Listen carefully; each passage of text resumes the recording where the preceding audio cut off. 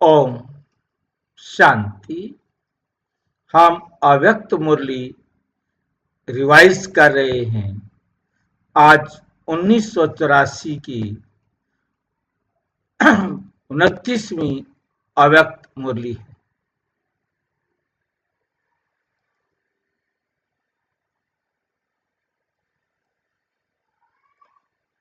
जो बाबा ने 22 अप्रैल 1984 को चलाई। आज की मुरली का विषय है विचित्र बाप द्वारा विचित्र पढ़ाई। बाप विचित्र और बाप के द्वारा जो पढ़ाई है वो पढ़ाई भी विचित्र। और तीसरी बात, उस विचित्र पढ़ाई से प्राप्ति भी विचित्र।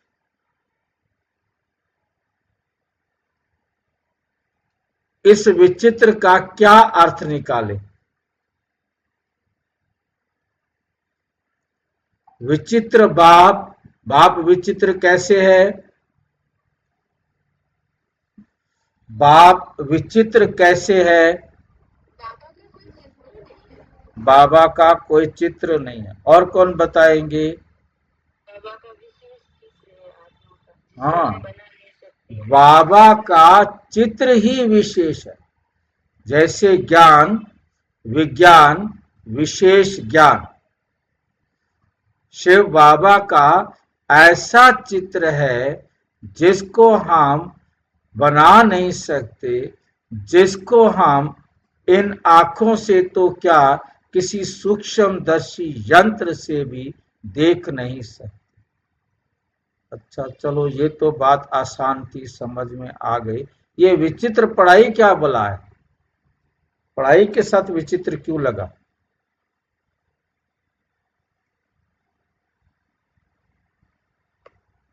आत्मा और परमात्मा की पढ़ाई तो परमात्मा ही बता सकता है। सारी दुनिया में और कोई पढ़ाई बता ही नहीं सकता। तो विचित्र पढ़ाई तो पढ़ाई होती है ना। तो आत्मा का ज्ञान है ना। आत्मा का संसार में पता ही नहीं है इस पढ़ाई का। तो ये विचित्र ज्ञान, ये विचित्र ज्ञान इसलिए है कि हम इस ज्ञान से हमारे चरित्र बदल जाते। दुनिया में इतने बड़े बड़े शास्त्र लिखे पड़े हैं, उनसे चरित्र नहीं बनता।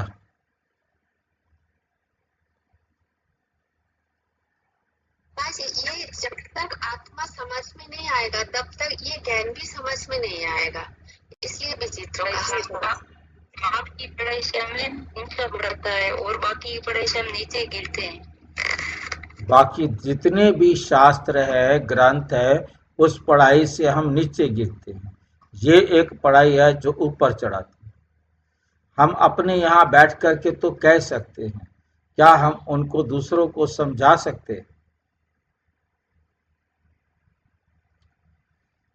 इसमें नंबर 1 पढ़ाने वाला विचित्र, नंबर 2 पढ़ने वाला विचित्र, नंबर 3 ये पढ़ाई विचित्र आत्माओं के उत्थान के लिए। ये पढ़ाई विचित्र आत्माओं के चढ़ती कला के लिए। दुनिया के ग्रंथ शास्त्र भी पढ़ती आत्मा है, परंतु उन विचारों को ये नहीं पता कि आत्मा पढ़ती है। वो समझते हैं हम पढ़ते हैं, देह पढ़ती है। वो कोई भी ये नहीं समझता कि आत्मा पढ़ती है। उनको समझाओ कि आत्मा निकल जाए, आप इस शरीर को एक अक्षर तो सुना के दिखा दो, एक अक्षर तो याद करा के दिखा दो, एक अक्षर बुलवा के तो दिखा दो। उन विचारों को मालूम नहीं है। परंतु ये जो पढ़ाई है, वो जो शास्त्र हैं, वो देहधारियों के द्वारा लिखे गए, अल्पज्ञ मनुष्यों के द्वारा लिखे गए। ये विचित्र बाप के द्वारा विचित्र आत्माओं के लिए, उनके श्रेष्ठ जीवन के लिए उत्थान के लिए पढ़ाई। अच्छा चलो, ये भी हम मान गए भाई। तीसरा शब्द है विचित्र प्राप्त। हाँ जी, जी बाबा की विचित्र पढ़ाई के लिए बाबा कोई योग्यता भी नहीं मांगते, योग्यता भी ये नहीं होना मांगते, चाहिए। प्रीवियस क्वालिफिकेशन की जरूरत ही नहीं है। विचित्र हाँ जी, प्राप्ति हाँ क्या जी। होगी? इससे प्राप्ति क्या विचित्र है भाई? 21 जन्मों की प्राप्ति है भाई जी, और तूल पटल से एक जन्म की है। दुनिया में, नश्वर दुनिया में, नश्वर दुनिया की कमाई के लिए पढ़ाई होती है, परंतु ये पढ़ाई आत्मा को विचित्र प्राप्तियां कराती है, जो हम किसी भी चित्र के माध्यम से देख नहीं सकते। 7 गुण, 8 शक्तियां जो विचित्र आत्मा को मिलती, प्राप्ति विचित्र आत्मा को, प्राप्तियां भी विचित्र, 7 गुण और 8 शक्तियों से संपन्न बनती है। तो ये प्राप्ति भी विचित्र है, जो अगले कल्प में काम आनी है। इस कल्प में लाभ मिलेगा मिलेगा, परंतु अगले कल्प में काम आनी है, जिसके आधार पर अगले कल्प का सारा ड्रामा चलना है, चाहे किसी का 84 जन्म का हो तो चाहे किसी का 30 जन्म का हो।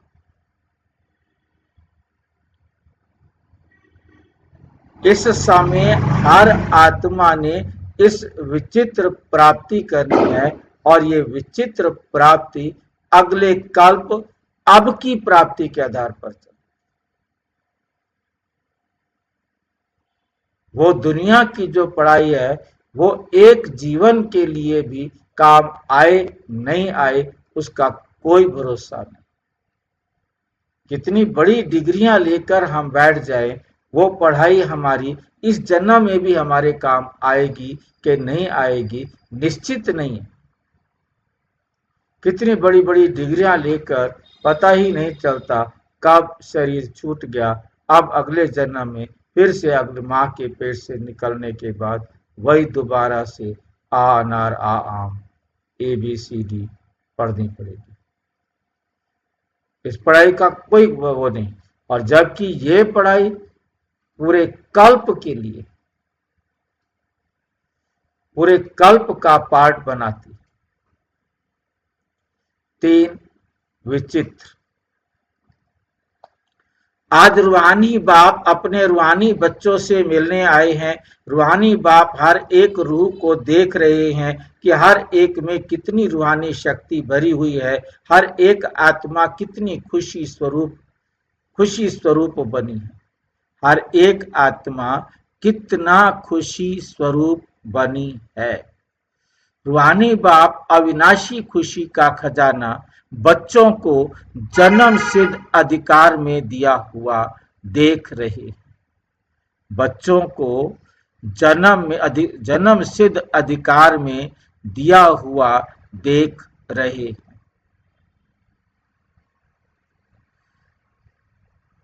बाबा कहा और अधिकार मिल गया।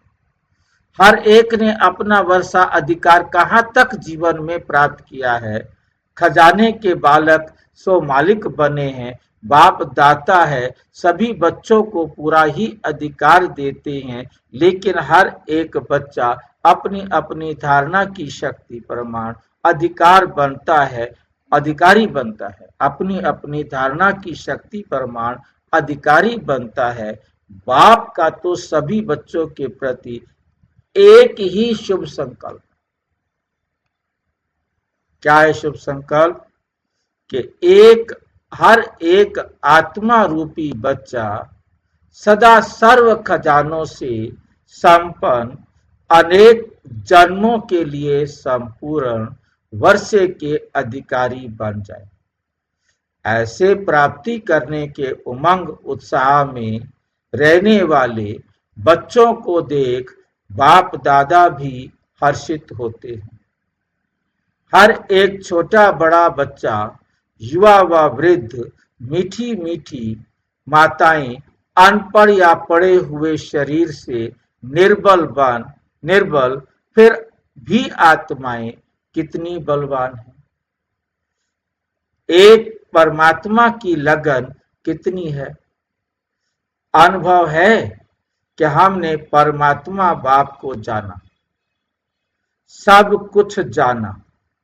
बाप दादा भी ऐसे अनुभवी आत्माओं को सदा यही वरदान देते हैं, हे लगन में मगन रहने वाले बच्चे, सदा याद में जीते रहो, सदा सुख शांति की प्राप्ति में पलते रहो, अविनाशी खुशी के झूले में झूलते रहो और विश्व के सभी आत्माओं रूपी अपने रूहानी भाइयों को सुख शांति का सहज साधन सुनाते हुए उन्हों को भी रूहानी बाप के रूहानी वर्षे के अधिकारी बनाओ। यही एक पाठ सभी को पढ़ाओ। हम सब आत्माएं एक बाप के हैं, एक ही परिवार के हैं, एक ही घर के हैं, एक ही सृष्टि मंच पर पार्ट बजाने वाले हैं। हम सर्व आत्माओं का एक ही स्वधर्म शांति और पवित्रता है। बस इसी पाठ से स्व परिवर्तन और विश्व परिवर्तन कर रहे हो। अपना भी परिवर्तन कर रहे हो और सारे विश्व का भी परिवर्तन कर रहे हो। और निश्चित होना ही है, ये भी साथ में निश्चित है। सहज बात है ना, मुश्किल तो नहीं। अनपढ़ भी इस पाठ से नॉलेजफुल बन गए। ये पढ़ाई ऐसी है, अनपढ़ भी इस पाठ से नॉलेजफुल बन गए हैं, क्योंकि रचयिता बीज को जान रचयिता द्वारा रचना को स्वतः ही जान जाते। सभी नॉलेजफुल होना, सारी पढ़ाई रचता और रचना की सिर्फ 3 शब्दों में पढ़ ली है। आत्मा, परमात्मा और सृष्टि चक्र। इन 3 शब्दों से क्या बन गए हो? कौन सा सर्टिफिकेट मिला है? बीए एमए का सर्टिफिकेट तो नहीं मिला, लेकिन त्रिकालदर्शी ज्ञान स्वरूप ये टाइटल तो मिले हैं। ये टाइटल तो मिले हैं, है ना। और सोर्स ऑफ इनका क्या हुआ, क्या मिला? सत शिक्षक द्वारा अविनाशी जन्म सर्व प्राप्ति की गारंटी मिली। वैसे टीचर गारंटी नहीं देता कि सदा कमाते रहेंगे, सदा कमाते रहेंगे, वाह धनवान रहेंगे। वे सिर्फ पढ़ाकर योग्य बना देते हैं। तुम बच्चों को व गॉडली स्टूडेंट को बाप शिक्षक द्वारा वर्तमान के आधार से 21 जन्म सतयुग त्रेता के सदा ही सुख शांति संपत्ति आनंद प्रेम सुखदायी परिवार मिलना ही है। मिलेगा नहीं, मिलना ही है, ये गारंटी है। क्योंकि अविनाशी बाप है, अविनाशी शिक्षक है, तो अविनाशी द्वारा प्राप्ति भी अविनाशी। यही खुशी के गीत गाते हो ना कि हमें सत्य बाप सत्य शिक्षक द्वारा सर्व प्राप्ति का अधिकार मिल गया। सर्व प्राप्ति का अधिकार मिल गया। इसी को ही कहा जाता है विचित्र बाप, विचित्र स्टूडेंट्स और विचित्र पढ़ाई व विचित्र प्राप्ति। बाप भी विचित्र, स्टूडेंट भी विचित्र, पढ़ाई भी विचित्र। जो कोई भी कितना भी पढ़ा हुआ हो, कितनी बड़ी डिग्रियां ली हुई हो, लेकिन इस विचित्र बाप और शिक्षक की पढ़ाई व वर्षे को जान नहीं सकते। कितनी कमाल की बात है, कितनी बड़ी डिग्री वाले भी इस पढ़ाई को नहीं समझ पाते। इस पढ़ाई को समझने के लिए ये कोई जरूरी नहीं कि आप अनपढ़े हो या बहुत ज्यादा पढ़े लिखे हो या मीडियम पढ़े लिखे हो, इसका कोई मतलब नहीं। किसको समझ में आती है पढ़ाई ये?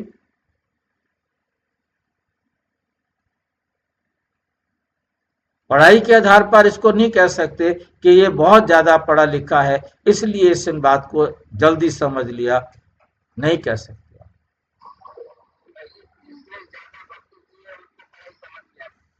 नंबर 1, जिसने ज्यादा भक्ति की है। ज्यादा भक्ति का आधार भी उसका अपना पार्ट है। उसका पार्ट था, उसने भक्ति ज्यादा की, उसका पार्ट था, उसको ये ज्ञान समझ में आया। जिस आत्मा के पार्ट में ये ज्ञान समझना है, कब समझना है, वो उसके पार्ट में निश्चित है। वो उसी समय इस ज्ञान को समझेगा। इसे अनपढ़ा भी जल्दी समझ सकता है, कम मध्यम पढ़ा भी जल्दी समझ सकता है, बहुत ज्यादा पढ़ा भी जल्दी समझ सकता है, परंतु उसके पार्ट में नहीं है तो चाहे वो किसी भी कैटेगरी में है, वो इस ज्ञान को नहीं समझ सकता। अपने समय से पहले कोई भी आत्मा इस ज्ञान को नहीं समझ सकती। अपने पार्ट से ज्यादा कोई भी आत्मा इस ज्ञान को नहीं समझ सकती।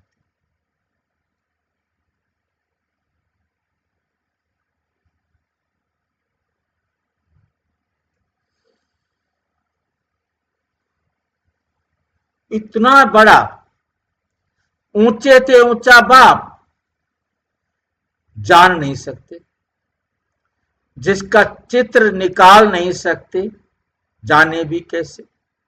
इतना बड़ा ऊंचे से ऊंचा बाप शिक्षक, और पढ़ाता कहां और किसको पढ़ाता? कितने साधारण हैं जो मानव से देवता बनाने की, मानव से देवता बनाने की, सदा के लिए चरित्रवान बनाने की पढ़ाई है। और पढ़ने वाले कौन है? जिसको कोई नहीं पढ़ा सकता। पढ़ने वाले कौन है? जिसको कोई नहीं पढ़ा सकता, उनको बाप पढ़ाते। जिसको दुनिया पढ़ा सकती है, बाप उन्हों को ही पढ़ावे तो क्या बड़ी बात है।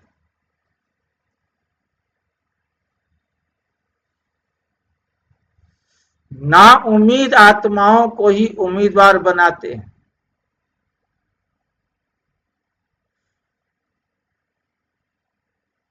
सोच के देखो, ऐसी ऐसी माताएं जो गृहस्थी के झमेले में फंसी पड़ी, बेशक वो अनपढ़ हैं या पढ़ी लिखी हैं, अब घर गृहस्थ में फंसने के बाद कौन पढ़ने के लिए भेजेगा? और ये रोजाना स्कूल में जाती हैं पढ़ने के लिए, कहती हम भगवान से पढ़ने के लिए जा रही हैं।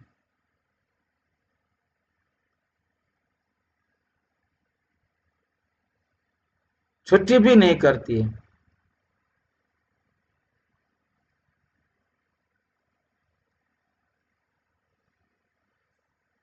कोई पढ़ाएगा दुनिया में? कोई और स्कूल है ऐसा जहां पढ़ाए इनको कि 1 घंटे पढ़ने आया करो? जो कभी स्कूल नहीं गई, वो जो इतने सारे बंधनों में फंसी पड़ी हैं, जिनके ऊपर घर की जिम्मेवारियां हैं, आप अपने सारी पढ़ाई वढ़ाई नौकरी वोकरी करके बुढ़े हो गए हैं, अब भी पढ़ने आ रहे हैं, चाहे वो पुरुष हैं तो चाहे वो स्त्रियां हैं, वो भी पढ़ने आ जाते हैं रोजाना। कोई पढ़ावेगा ऐसे? इस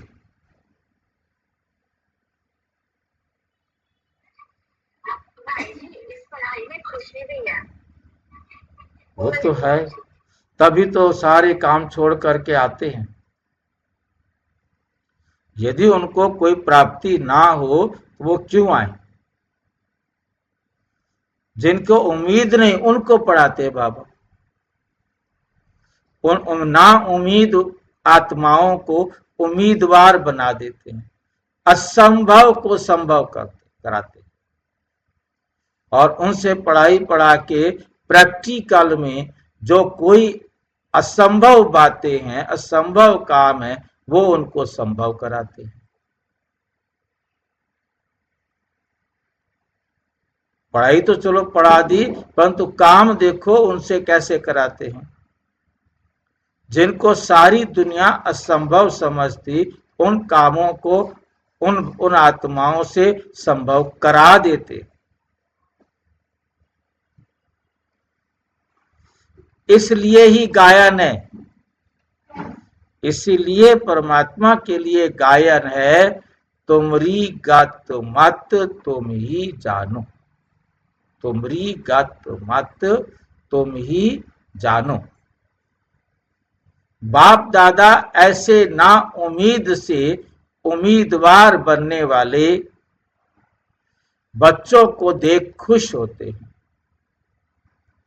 भले आए, बाप के घर के श्रृंगार भले पधारे, बाप के घर के श्रृंगार भले पधारे, बच्चों को देख खुश होते, भले आए।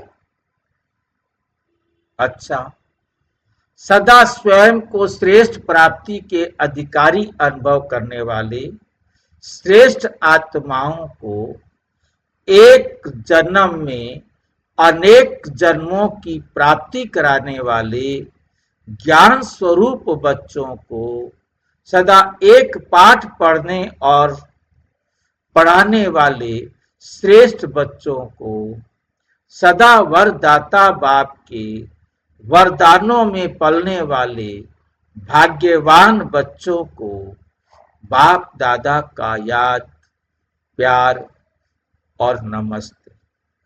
हम बच्चों की भी बाप दादा को नमस्ते, नमस्ते, नमस्ते।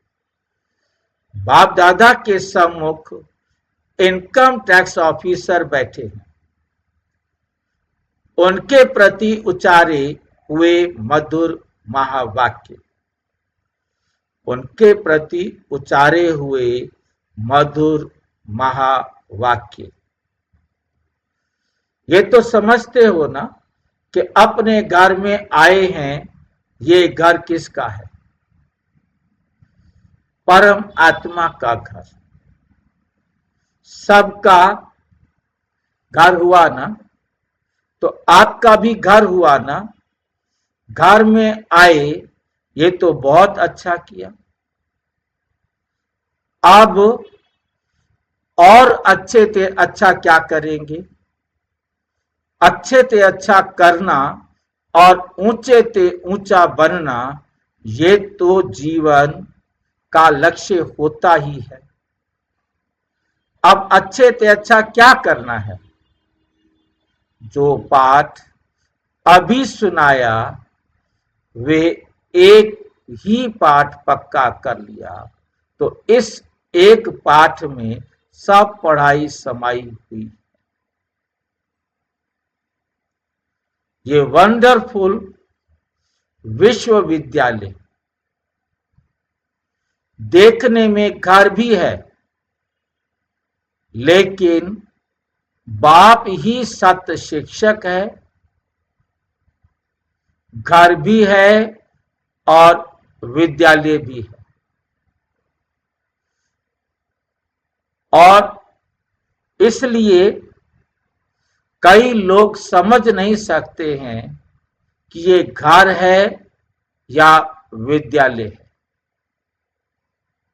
लेकिन घर भी है और विद्यालय भी है, क्योंकि जो सबसे श्रेष्ठ पाठ है वे पढ़ाया जाता है कॉलेज में व स्कूल में।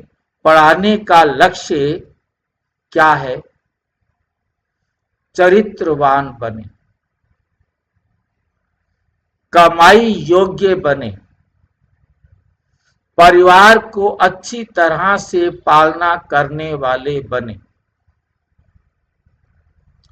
यही लक्ष्य है ना? तो यहां सब लक्ष्य पूरा ही हो जाता है, एक एक चरित्रवान बन जाता है।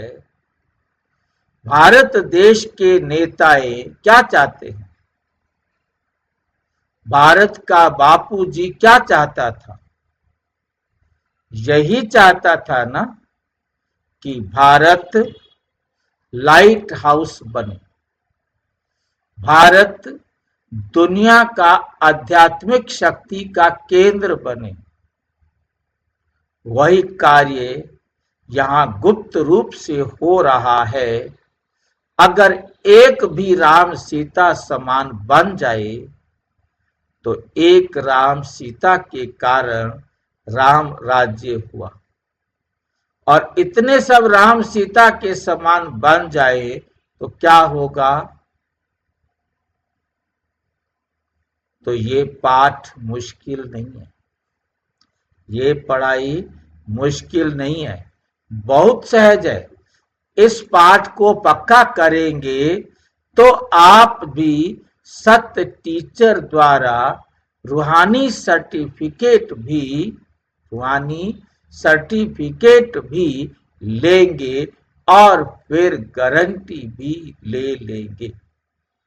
सोर्स ऑफ इनकम की बाकी वंडरफुल जरूर, सोर्स ऑफ इनकम बाकी वंडरफुल जरूर है। बाप दादा भी है, परदादा भी है। यहां ही पढ़ते हैं तो पोत्रा धोत्रा भी यहां ही पढ़ते, दादा परदादा भी यहां पढ़ते हैं और उनके पुत्र दोत्रे भी यहां पढ़ते। एक ही क्लास में दोनों पढ़ते, दादा भी और पोत्रे दोत्रे भी।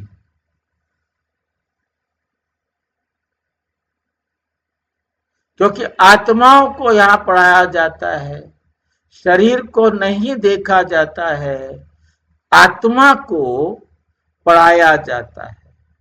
चाहे 5 साल का बच्चा हो, वो भी यही पाठ तो पढ़ सकता है ना, और बच्चा ज्यादा काम कर सकता है।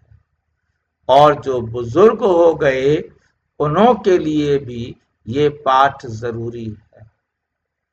नहीं तो जीवन से निराश हो जाते। अनपढ़ माताएं, उन्हों को भी श्रेष्ठ जीवन तो चाहिए ना।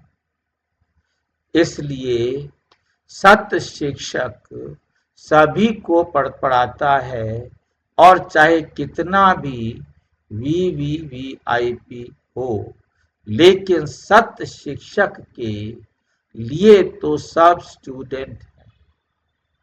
ये एक ही पाठ सबको पढ़ाता है, तो क्या करेंगे? पाठ पढ़ेंगे ना। फायदा आपको ही होगा, जो करेगा वो पाएगा। जितना करेंगे उतना फायदा होगा, क्योंकि यहाँ एक का पदम गुणा होकर मिलता है। वहां विनाशी में ऐसा नहीं है। विनाशी पढ़ाई में ऐसा नहीं है। अविनाशी पढ़ाई में एक का पदम हो जाएगा। एक का पदम हो जाएगा का क्या मतलब होता है? पदम माना पवित्र। आपने 1 रुपया भी लगाया, एक कर्म भी बाबा की श्रीमत पर किया, वो पवित्र कर्म बन जाएगा, न्यारा और प्यारा कर्म बन जाएगा। बाकी उसका कोई पदम, कोई ये नहीं है कि पदम गुना वो बन जाएगा, क्योंकि जब वो कर्म पवित्र बन गया, वो अपने आप में उसकी वैल्यू इतनी है, जो उसका मुकाबला आप पदम से करो, चाहे कोई पदम से बड़ी रकम हो उससे करो, किसी से भी करो। बाकी कोई उसके पैसे नहीं मिलेंगे। वो पवित्र कर्म हो गया। पवित्र कर्म होना ही उसकी वैल्यू को बना देता है।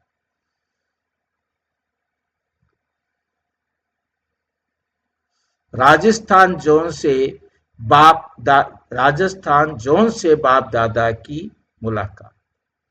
राजस्थान जोन की विशेषता क्या है? ये ऐसे मुलाकात होती थी। ये 84 में हो रही है, हमारी 91 में हुई थी। ऐसे एक जोन मिलता था, ऐसे बातें करते थे बाबा।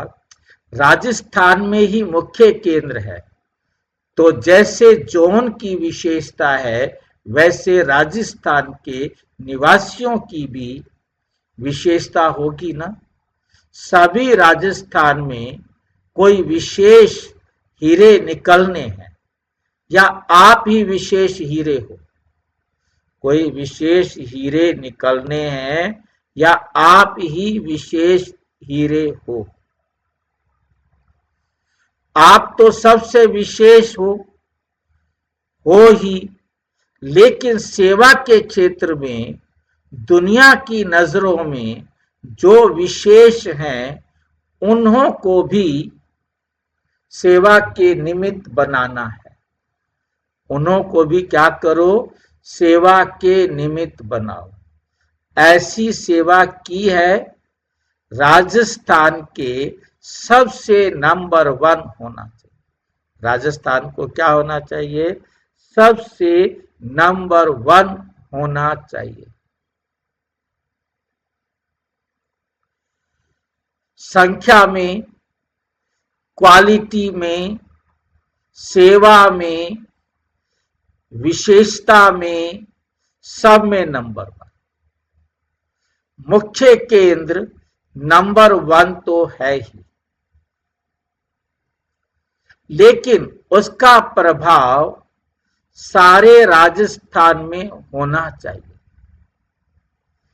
अभी नंबर 1 संख्या में महाराष्ट्र, गुजरात की गिनती करते। अभी ये गिनती करें कि सबसे नंबर 1 राजस्थान है। अभी इस वर्ष तैयारी करो, अगले वर्ष महाराष्ट्र और गुजरात से भी नंबर 1 जाना। निश्चय बुद्धि विजयी। कितने अच्छे अनुभवी रतन हैं।